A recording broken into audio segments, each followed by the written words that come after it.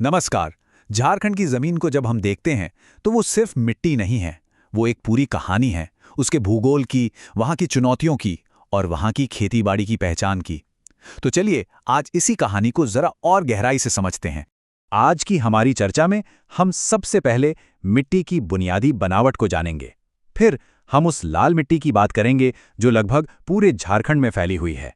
और हाँ, आखिर में हम किसानों के सदियों पुराने ज्ञान यानी टांड और दोन को भी समझेंगे। तो सबसे पहले एक बहुत ही बुनियादी बात को समझना जरूरी है। झारखंड की ज्यादातर मिट्टी अवशिष्ट मिट्टी है। अब इसका मतलब क्या है? इसका सीधा सा मतलब ये है कि ये मिट्टी कहीं और से बहकर या उड़कर नहीं आई, बल्कि ये वहीं की चट्टानों के लाखों साल तक टूटने फूटने से बनी है। इसे आप ऐसे सोचिए जैसे नदी के मैदानों में जो मिट्टी होती है वो बाहर से आए मेहमान की तरह है। लेकिन झारखंड की मिट्टी वो यहीं की संतान है जो सीधे सीधे अपने ही प्राचीन पठार से जन्मी है। और यही एक बात इस मिट्टी के पूरे स्वभाव को तय कर देती है। और हाँ, एक और बात है जो यहाँ के लगभग हर तरह की मिट्टी में एक जैसी है, और वो है एक आम चुनौती। नाइट्रोजन, फास्फोरस और ह्यूमस यानी जैविक पदार्थ, इन तीनों जरूरी पोषक तत्वों की यहाँ की मिट्टी में भारी कमी है। और यही वजह है कि यहाँ खेती करना हमेशा से ही एक मुश्किल काम रहा है। चलिए अब बात करते हैं उस मिट्टी की जो इस राज्य की असली पहचान है।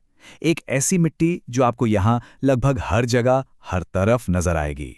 तो सवाल यह है कि आखिर ऐसी कौन सी एक चीज है जो झारखंड के 90% भूभाग को परिभाषित करती है? इस सवाल का जवाब जानना बहुत जरूरी है। और जवाब है लाल मिट्टी।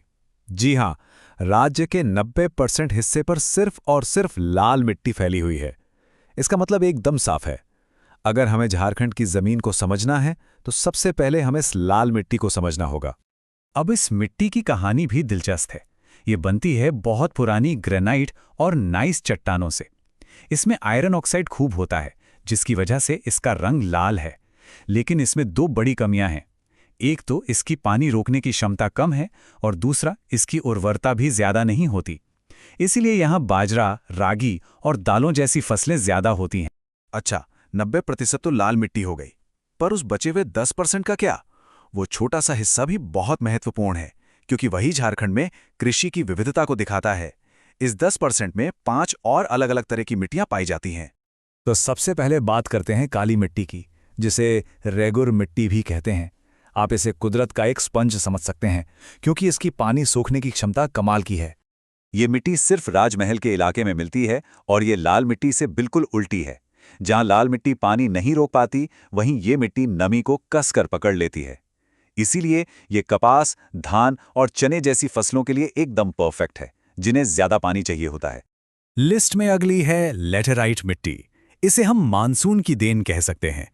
मतलब ये तेज बारिश और फिर तेज धूप के लगातार चक्र से बनती है। लेकिन यहाँ एक अजीब बात है।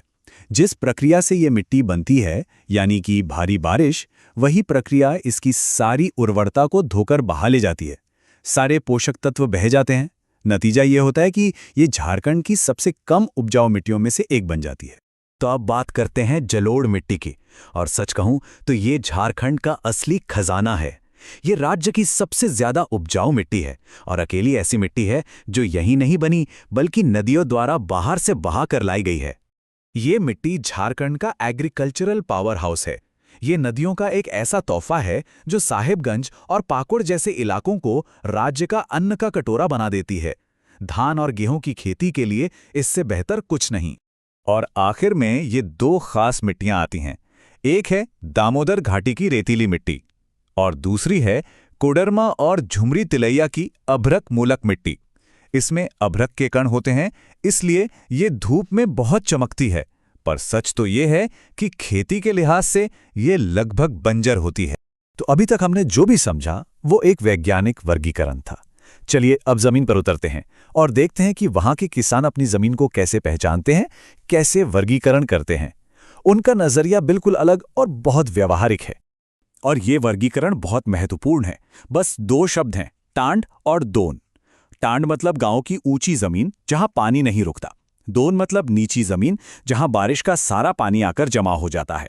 और बस यही एक छोटा सा फर्क गांव के पूरे कृषि चक्र को तय कर देता है। टांड पर मक्का और दालें उगती हैं तो दोन की जमीन धान के लिए रिजर्व रहती है। ये सदियों का परखा हुआ ज्ञान है। तो हमने झारखंड की मिट्टी को वैज्ञानिक नजरिए से भी देखा और स्थानीय ज्ञान की दृष्टि से भी। चलिए अब एक बार फटाफट से सारी जरूरी बातों को दोहरा लेते हैं जो इस पूरी चर्चा का निचोड़ है। ये वो मुख्य बिंदु हैं जिन्हें हमेशा याद रखना चाहिए। सबसे ज्यादा कौन सी मिट्टी है? लाल मिट्टी। सबसे उपजाऊ? जलोढ़ मिट्टी। काली मिट्टी कहाँ मिलती है? राजमहल में। और किसानों की भाषा में ऊंची जमीन क्या है? टांड। और नीची जमीन? दोन। ये वो बुनियादी बातें हैं जो इस विषय की नींव हैं। तो ये थी झारखंड की मिट्टी की पूरी कहानी। लेकिन ये कहानी यहाँ खत्म नहीं होती। हमें ये भी सोचना होगा कि जलवायु परिवर्तन जैसी जो बड़ी चुनौतियां हमारे सामने हैं, वो आने वाले समय में इन मिट्टियों की प्रकृति और इनकी उर्वरता को कैसे बदल सकती हैं। ये एक बहुत बड़ा सवाल है जिस पर हम सबको विचार करना जरूरी है। जुड़ने के लिए बहुत बहुत धन्यवाद।